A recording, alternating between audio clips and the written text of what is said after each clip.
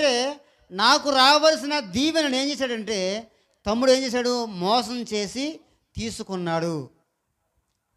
నాకు రావాల్సిన దీవెనను నా తమ్ముడు మోసం చేసి తీసుకున్నాడు. అందుకు అన్న తమ్ముడి మీద పగబట్టాడు.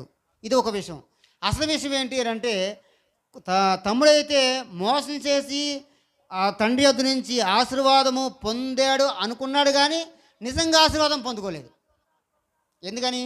అది శాపమై కూర్చుంది. ఎందుకంటే మోసం ద్వారా సంపాదించిన ప్రతీది కూడా అది ఆశీర్వాదం కాదు, అది శాపమే అని మనం నేర్చుకోవాలి.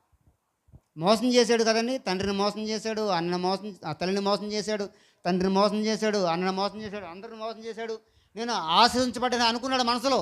కానీ ఏమైంది? చివరికి అది శాపంగా మారి తన సొంత అన్నే చంపడానికి వస్తున్నప్పుడు పారిపోయి లగెత్తుకుంటూ వెళ్ళిపోయాడు. ఇక అన్నకి కనపడకుండా, ఇంటికి కనపడకుండా